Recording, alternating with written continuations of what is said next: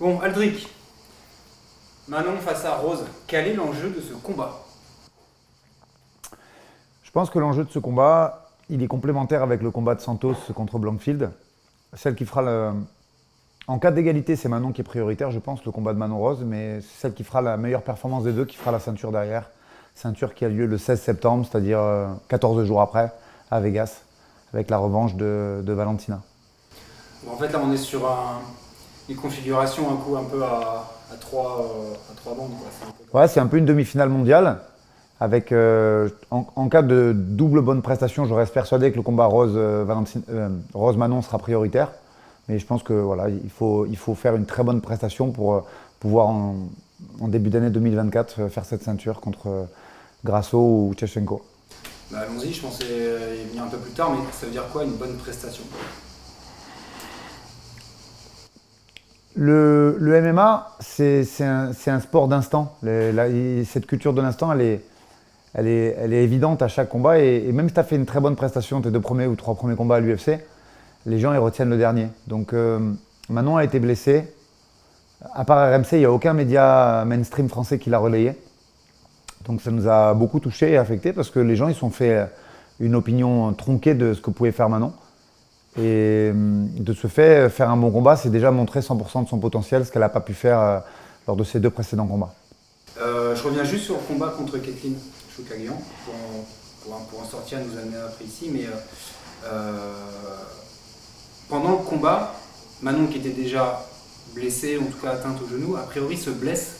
C'est ça? Tu peux nous raconter rapidement Ouais, écoute, dans les vestiaires, ça va, mais pas super déjà. Je vois que les appuis sont pas. Ce qu'on a travaillé en fait, on avait travaillé un truc très spécifique par rapport à Kathleen. On avait repéré des choses qu'on pouvait faire assez rapidement pendant le combat, notamment avec sa main droite qui baissait. Et ça sort pas du tout, ni au premier, ni même après. Et en fait, on ne s'est pas parlé du tout. C'est-à-dire que moi, je le sais, à la fin du premier, Manon le sait aussi, mais elle me dit rien. Elle me dit juste qu'elle n'est pas dedans et que ça va aller au deuxième. Puis avec Christophe Midou qui est avec moi dans le coin, on hésite. Christophe me dit on change le game plan, on la fait lutter tout de suite. Et c'est moi qui refuse, qui prend sur moi et qui dit non, je veux qu'elle puisse prendre le dessus debout en boxe anglaise sans aller chercher la lutte tout de suite. Et c'est pas par obstination parce que je me dis que si elle kick pas, c'est parce qu'il y a une raison. Et je préfère garder la lutte pour le troisième au cas où vraiment le genou a quelque chose. Et puis au total, je ne me suis pas trompé. Le genou, il y avait une rupture totale puisqu'on s'est retrouvé avec RMC 3 semaines pile poil après pour l'opération de Manon à Lyon. Il y a une séquence qui nous a interloqué, qui a surpris beaucoup de monde, c'est à la fin du combat, quand il y a la traditionnelle interview dans la cage, et qu'on demande à Manon où il en est, la tradition, ce qu'on voit en général à ce moment-là, c'est que le vainqueur peut call-out. En l'occurrence, là, Manon peut call-out la championne, puisqu'elle vient de gagner, elle est comptée dans le numéro 1, et là, Manon ne le fait pas. Qu'est-ce qui s'est passé à ce moment-là? Ne me mettez pas dans les bêtisiers pour les gens qui changent de traduction et trucs comme ça. En fait, moi je la connais Manon et sans même qu'on se regarde et qu'on se parle, je sais qu'elle ne call-out pas parce qu'elle est déçue de sa performance. Et moi je sais aussi, pour avoir eu la chance d'assister aux causeries de Dana et tout ce qui va avec, c'est pas quelque chose de mal vu, mais c'est pas forcément bien vu d'être un peu trop humble et de pas faire de l'entertainment à la fin d'un combat. Du coup, effectivement, je change deux mots, seulement deux mots, mais qui sont capitaux dans ce que veut dire Manon, puisque moi, je laisse entendre qu'elle la prend, alors qu'elle dit qu'elle ne veut pas la prendre tout de suite, effectivement. Mais vraiment, je pense que c'était juste une déception de sa part. À ce moment-là, elle ne sait pas qu'elle est gravement blessée. Elle est juste déçue de sa performance. Et du coup, on va dire, pour utiliser une vieille expression française, que j'ai voulu ménager un peu la chèvre et le chou. Nous, quand on regarde son parcours, on l'a toujours vu offensive, avancée, dans ses déclats, avant combat, après combat. Et là, pour la première fois, elle ne le fait pas. Alors, est-ce que, pour la première fois dans le carrière de Manon, on a vu une faiblesse? Je pense pas qu'on ait vu une faiblesse. Elle gagne. Moi, je dis que Kathleen Chookagian, c'est un cancer dans cette catégorie. Et la battre, en plus, c'est une fille qui fait beaucoup de feintes, qui bouge beaucoup, qui a fait les Golden Gloves en boxe anglaise en universitaire. Et je pense qu'être capable de la battre avec un croisé pété, c'est une performance exceptionnelle. Sincèrement, c'est ce que je pense. Après, je pense que pour Manon, c'est une accumulation. Parce que l'état de son genou gauche s'était dégradé. Elle fait ses deux premiers combats à l'UFC. Elle gagne par KO. Troisième combat, elle a le Covid et elle s'impose contre Mara Bueno Silva, qui va être sûrement la prochaine à faire la ceinture à 61 kg, mais avec un Covid long et qui l'handicapera bien des mois après, puisqu'on a fait les examens. Donc ce combat est un peu tronqué. Le combat contre Maya, elle souffre pas mal du genou gauche, ça commence déjà à souffrir. C'est cette compensation qui va faire qu'elle se fera les croisés à droite quelques mois après. Et puis le combat droite, elle le fait avec le genou droit, elle se le fait complètement pour le dernier combat. Donc je pense que c'est pas une faiblesse, je pense que c'est une accumulation de choses qui l'empêche de performer à sa juste valeur et qu'elle était juste déçue de ne pas pouvoir battre ce record aussi qui lui tenait à cœur des KO dans la catégorie. Et je pense que c'est juste ça. Et que maintenant, tout ça, on a pu réparer le gauche et le droit et que les gens vont pouvoir voir ce que c'est et son niveau par rapport à la hauteur des sacrifices qu'elle fait tous les jours dans sa préparation. L'opération, alors j'étais avec vous, ça on a vu que vous avez eu à faire un maestro du genou, donc ça s'est bien passé, raconte-nous un petit peu là. Moi là-dessus, mon rôle ça a été d'essayer de trouver le top. Son ricoté, c'est Zlatan Ibrahimovic, c'est beaucoup de joueurs de football avec des valeurs de plus de 100 millions d'euros, donc on a voulu faire avec lui. Derrière ça, il y avait une réathlétisation qui était très importante. On n'a pas voulu faire de centre de réhab juste après, par choix, parce que pour Manon, c'était important de faire les fêtes de Noël en famille et tout ce qu'il y avait avec. Donc on a fait un choix qui était risqué, parce qu'au moment, dans le process, il y a ces centres de convalescence qui sont pris. Par contre, derrière, on a pris Alexandre Delal, qui est un préparateur physique de renom au niveau du football et qui a vraiment l'habitude de faire de la réathlétisation, qui a pris Manon à bloc 1 mois et demi, 2 mois après l'opération, et pour aller jusqu'au 6e mois. Et c'était un lourd travail puisque c'était juste avec Alexandre 3 heures par jour, plus l'après-midi, plus les soins, plus les séances de kiné. Donc c'était quasiment du 6h30, 7h par jour de réathlétisation et du process en général, quoi. Et je pense qu'aujourd'hui, on peut dire qu'il y a zéro appréhension et que le genou est remis à 100%. Je sais que du coup, Manon en a profité pour être studieuse pendant ces mois où elle ne pouvait pas combattre. Tu peux nous raconter ? Ouais, tu sais, c'est vraiment elle qui en a fait la demande. Elle m'a dit j'aimerais voir des vidéos techniques, j'aimerais voir des combats avec des thèmes bien précis. Donc on a pas mal bossé là-dessus.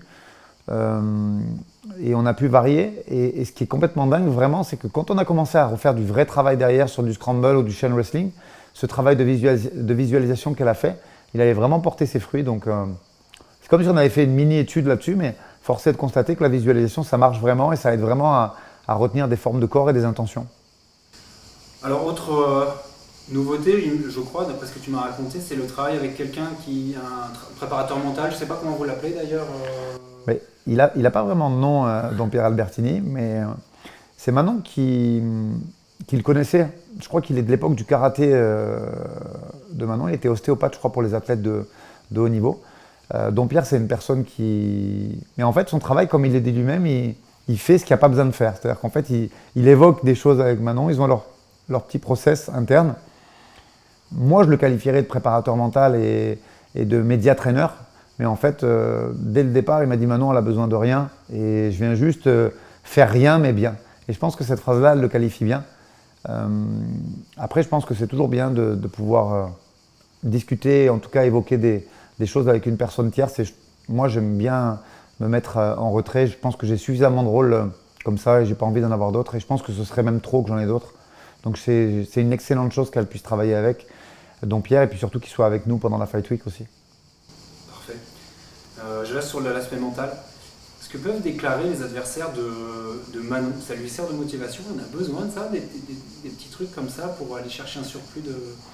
Je pense qu'elle n'en a pas besoin, puisque maintenant, si tu comptes ces 2 combats de télé-réalité qu'elle avait fait en Afrique du Sud, elle en est à son 12e ou 13e combat. Ouais, c'est ça, 13e. Il y a eu de tout pendant ces 13 combats. Il y a des filles qui ont parlé, comme en Afrique du Sud, ou comme Mera Bueno Silva.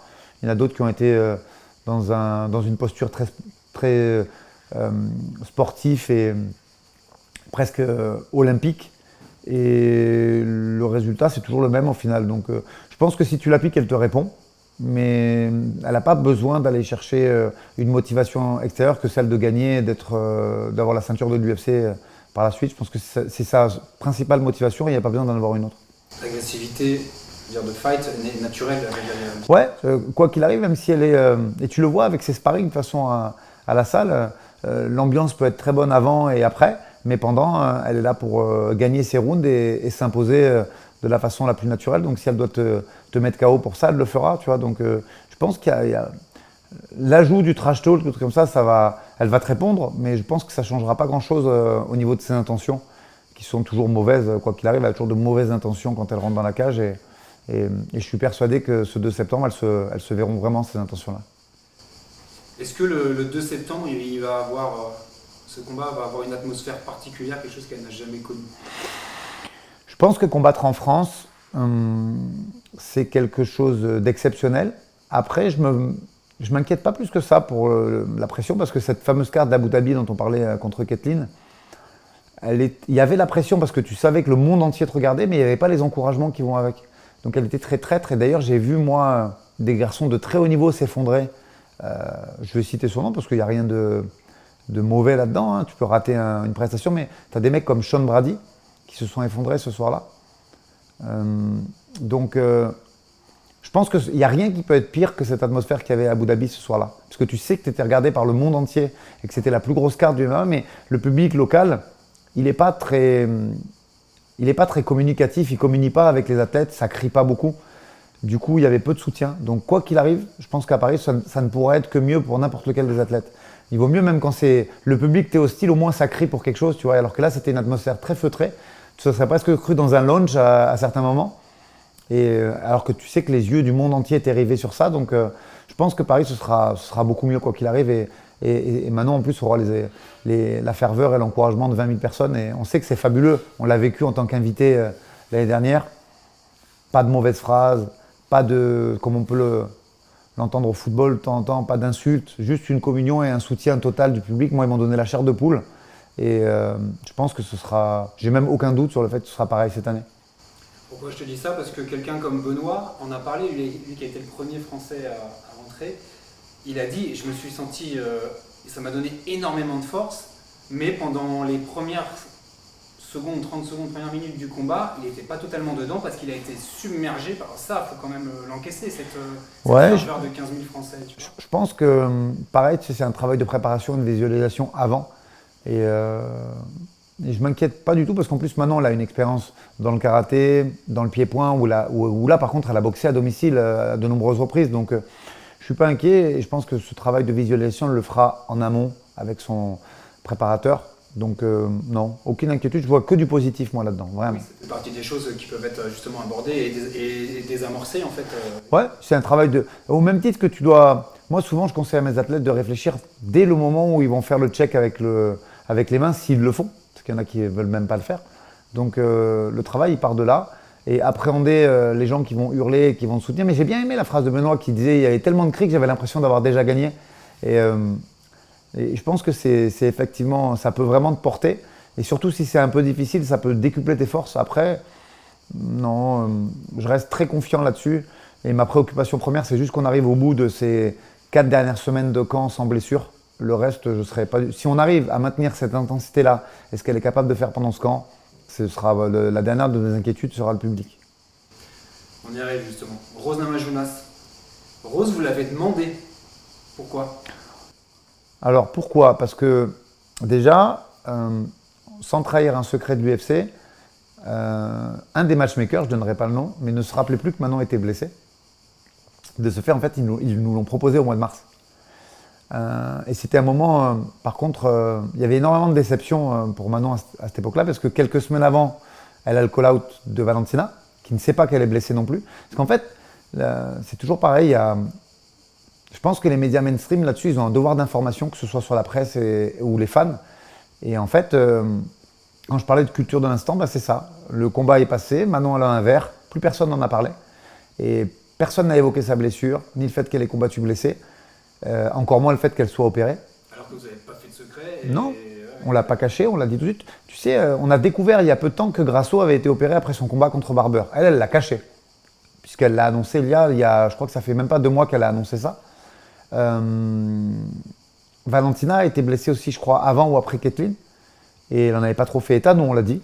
Parce que ça se… ça a expliqué aussi, pas la contre-performance, qu'encore une fois, moi je suis contre ce terme, mais la performance plus standard, plus réservée que Manon a fait à Abu Dhabi. Sauf qu'en fait, ça n'a tellement pas fait de vagues et ça n'a tellement pas été relayé que Valentina elle-même ne le savait pas. Et après les MMA Awards, elle a déjà call out Manon en disant que c'était sa prochaine challenger. Donc Manon avait à dire non à ça. Quelques semaines plus tard, elle doit dire non à Rose. Donc en fait, on a essayé de temporiser, de la call out et de gagner un petit peu de temps. Et je pense que c'est quelque chose qui a marché. Ça a dû un petit peu la piquer dans sa fierté puisque l'UFC est à l'origine de cet affrontement. Mais si Rose n'avait pas dit oui, je pense qu'elle a un statut à l'UFC qui lui permet de refuser des adversaires.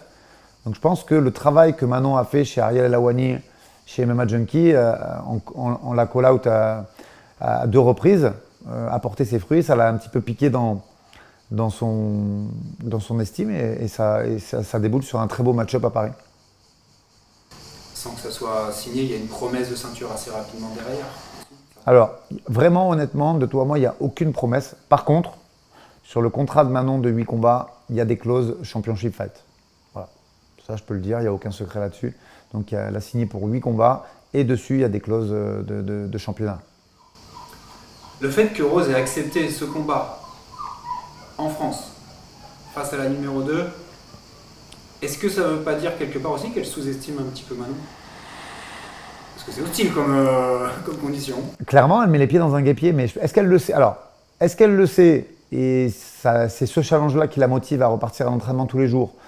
Ou est-ce qu'elle pense que ça va être plus facile que prévu parce qu'elle a sous-estimé Manon? Dans tous les cas, elle met les pieds dans un guêpier et ça, elle le saura le 2 septembre au soir. Être co-main event et pas forcément main event. Tu le comprends? Vous avez un regret là-dessus? Non. Franchement, ce qu'on a vu en voyant ça, c'est juste qu'on combattra un combat plus tôt et qu'on n'aura pas à attendre. Après, comme je le disais précédemment, Cyril, c'est la figure emblématique du MMA français. Aujourd'hui, c'est le sportif dans les sports de combat qui a le plus de followers en France et il méritait ce main event. Et puis surtout, c'est surtout pas la course. On va pas faire de la concurrence entre Français. Les choses sont faites comme ça. Cyril mérite largement sa place et je lui souhaite qu'il gagne avec la manière et qu'il puisse faire la ceinture. Tu sais qu'on y pensera toute notre vie à ça. Le soir de Cyril John Jones, maintenant, elle aurait dû faire contre Valentina à Vegas, la T-Mobile. Donc, bon, les choses sont ainsi faites et c'est le destin, mais pourquoi pas un jour pouvoir le refaire et qu'on fasse la ceinture ensemble. Mais vraiment, il n'y a aucune compétition avec de quel ordre qu'elle soit avec les autres Français. On tire tout le monde vers le haut.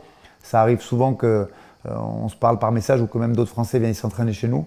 Et c'est un grand plaisir, on communique entre nous et moi j'ai aucune casserole avec personne et là-dessus les choses sont bien faites et encore une fois je le redis, pour nous la seule réaction c'est on combattra un combat plus tôt, c'est tout.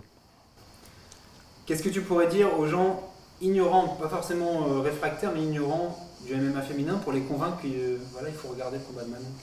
Ben en fait le seul truc que tu peux dire pour les convaincre, tu viens de le dire, c'est il faut regarder. Je pense que d'ailleurs on le voit aujourd'hui YouTube ou des sites de streaming, ils permettent vraiment de voir que les gens, en fait, dans la grande majorité, ne font même pas l'effort de regarder. C'est-à-dire qu'ils balayent ça sur 1 minute 30. Ah, c'est des femmes, c'est naze, on zappe, et en fait, ils n'ont même pas regardé. Et c'est des outils très précis qui nous permettent de quantifier ça, qu'il y a sur YouTube, qu'il y a sur l'UFC Fight Pass. Donc en fait, la seule chose que je leur demande, c'est faites l'effort de regarder.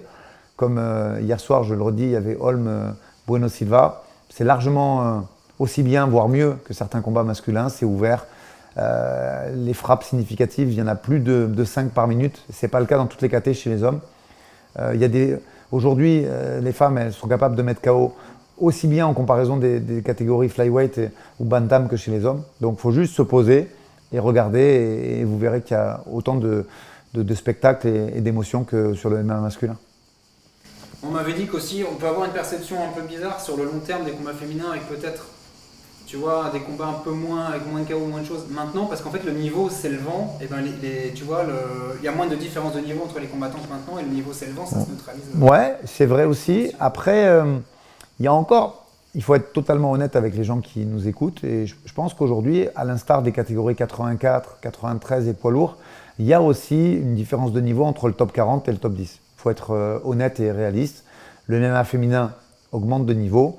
De même que les catégories non naturelles, entre guillemets, chez les hommes, c'est-à-dire les hommes de 90, 100, 110 kg. À partir de là, c'est vrai que tu as des KT comme la catégorie de Benoît Saint-Denis et des autres lightweight, c'est-à-dire la catégorie Faresiam des 70 kg. Bah, tu regardes un combat du 40e mondial et tu regardes un combat du 10e, tu as peut-être un tout petit peu plus de précision et encore, j'ai envie de te dire, et le niveau est très très haut. Et c'est vrai que les combats sont spectaculaires tout de suite, mais c'est vrai que dans des KT comme ça, il n'en existe pas beaucoup. Pour moi, il y a la 66, 70, 77. Après, ça commence déjà à se dégrader, que ce soit en descendant ou en montant. Et le MMA féminin en souffre aussi. Moins, je pense, en 52 et en 57, plus en 61 et en 66. Mais il faut reconnaître que, effectivement, tu regardes des combats en prélim de la carte UFC, le niveau peut être en deçà de ce que seront un affrontement entre filles du top 5. Ça, c'est une réalité. Après, les catégories s'équilibrent, mais je trouve qu'il y a de plus en plus de finalisation quand même, de plus en plus de KO, et ça dans toutes les catégories des 52. Et moi, je trouve le niveau, parce que l'époque Misha Tate, c'est très récent en fait, quand tu regardes bien, elle est encore en activité aujourd'hui. Et le niveau a considérablement augmenté, ça c'est une réalité. À Paris, Manon, elle n'a pas de ceinture à aller chercher ni à défendre, mais dans quelle position elle aborde du coup ce combat? Non, Manon là, elle arrive avec l'envie de montrer son plein potentiel. Vraiment, c'est ça comment dire, l'objectif principal et la raison d'être de ce camp et de la performance qui doit avoir lieu le 2 septembre, c'est Manon qui a envie de montrer aux gens qu'elle est spectaculaire, qu'elle est super forte dans tous les domaines et qu'elle est complète. Le reste, pour l'instant, franchement, on n'y pense même pas. Les étapes, elles se font step by step. Donc, quoi qu'il arrive, on sait que la suite, elle dépend d'une très bonne performance à Paris. Donc, on pense. Et je trouve que c'est même très bien que le combat ait lieu après. Parce que comme ça, il n'y a aucune possibilité de projection. D'abord Paris, et ensuite, on regardera tranquillement et calmement la performance de Grasso et Tchachenko. Le game plan, on ne va pas le savoir, mais les enjeux techniques de ce combat, qu'est-ce que tu peux nous dire? Voilà, où est-ce que ça peut se jouer entre Manon et Rose? Ce que vont faire le clan de Rose, en toute objectivité, je ne sais pas. Et surtout que c'est un très grand coach qui est en face. Il y a un grand coach de lutte, il y a Trevor Whitman. Il y a le mari de Rose qui a une très grande expérience, qui a été Pat Barry, qui a été UFC vétéran aussi. Donc il y a des gens qui connaissent ce sport en face. Moi, ce que je sais, et je peux le dire clairement à la caméra, c'est qu'ils ne connaissent pas Manon. Pour la bonne et simple raison que cette Manon-là, qui n'a plus de douleur, qui a récupéré des amplitudes de mouvement qu'elle ne pouvait pas faire avant, ils ne peuvent pas la connaître. Et concernant nous, ce qu'on veut faire, on veut être capable d'amener le combat là où on veut. Voilà, clairement. Je ne peux pas en dire plus, mais tu l'as bien compris. Mais clairement, il n'y aura même pas de game plan en fait. Il y aura une suite de séquences que je vais faire répéter à Manon pour que ça devienne des automatismes. Et elle sortira celle qu'elle aura envie de sortir au moment T. Moi, je l'appuierai, éventuellement, je lui dirai ce que je vois entre les rounds, toujours dans la discrétion. C'est Christophe qui crie et qui donne de l'énergie. Moi, je regarde et j'observe. Mais c'est Manon qui fera. Moi, je suis contre ces histoires de PlayStation et de télécommande. Je pense que ça va trop vite à ce niveau-là pour qu'on puisse piloter quoi que ce soit. Par contre, le travail, il se fait en amont. La répétition de certains gestes, de certaines situations qui doivent devenir des automatismes. Moi, je fais un pari pendant ce camp sur certaines situations que je vais séquencer avec des sparring que je fais venir. On a eu la chance de faire venir Licia Boudersa, grande championne d'anglaise, 3 ou 4 fois championne du monde, si je ne dis pas de bêtises. Il y a plein de filles qui vont venir, des UFC, des filles qui font partie du roster UFC de la catégorie de 61, comme Melissa Dixon. Elle a des sparring, beaucoup plus que d'habitude. On a fait un camp très large. Il y a des lutteuses, il y a des boxeuses. Il y a Morgane Manfredi qui est championne du monde de lightweight et de boxe thaï. Donc voilà, nous on a fait un camp que j'espère on va terminer sans blessure, un camp très complet. Et l'objectif, en fait, c'est juste de répéter des séquences. Et c'est Manon qui choisira là où elle a envie que le combat aille. Et voilà, c'est tout ce que j'ai à dire sur le combat. Il y aura bien sûr un game plan, mais c'est Manon qui choisira la suite du combat. Une dernière question sur le combat. Beaucoup de remarques viennent sur le fait qu'avec cette montée de catégorie pour Rose, elle a un déficit de gabarit. C'est quelque chose que vous validez ou pas? C'est vrai? Alors, comment on aborde ça? Clairement, on ne l'aborde pas. On le sait. Un avantage de gabarit ou pas? Oui, on peut le dire clairement. Faire une montée de poids, même si ce n'est pas 93, 120 kg, comme ça a pu être le cas comme John Jones, un gap de 30 kg, quoi qu'il arrive, un gap de 5, tu ne le prépares pas en 6 mois. Donc, on le sait. C'est une donnée fixe. Par contre, on ne le prend pas en compte. On n'est pas du tout en train de se dire « Oui, mais t'inquiète, là, tu auras l'avantage de quoi que ce soit ». Nous, on prépare comme si on avait la meilleure mondiale à 57 kg en face. Si, pendant le combat, il y a une usure prématurée, il y a des choses qui se passent parce que il y a une différence de gap, tant mieux, mais ce n'est pas du tout quelque chose qu'on aura pris en considération. Et on ne va pas lever le pied en disant tranquille, on aura l'avantage. Non. Pas un acquis, ça. Non. On le sait, je pense que c'est une certitude. Après, ça peut varier sur la vitesse, ça peut varier sur la durabilité. Donc, nous, on prépare la meilleure Manon possible. Et il n'y aura aucun doute là-dessus. Elle fera face, Rose, à la meilleure Manon possible le 2 septembre. En plus, j'avais préparé éventuellement des punchlines que je voulais te soumettre, mais je crois que tu les as dit, donc en fait c'est bon. Non, mais c'est le plus grand combat de MMA jamais organisé en France. Bah, c'est vrai. Ah oui, c'est vrai. Il ne faut pas avoir peur des mots. Bah ouais, mais surtout, il ne faut pas avoir peur des mots. Cite-moi un autre. Non, il n'y en a pas. Non. C'est le plus grand combat de MMA jamais organisé en France, point. Fille ou pas fille, c'est le plus grand. Attends, la fille, elle est GOAT. Elle est dans le top 5 des GOAT féminins. Il faut appeler un chat un chat. Moi, je suis content de l'avoir fait venir à Paris. Je me suis battu pour ça et c'est tout. Moi, je pense qu'il ne faut pas du tout avoir. De toute façon, quoi qu'il arrive, si tu fais une contre-performance, tu la prends dans la tête. Donc à partir de là, assume tes objectifs. Et nous, on les assume.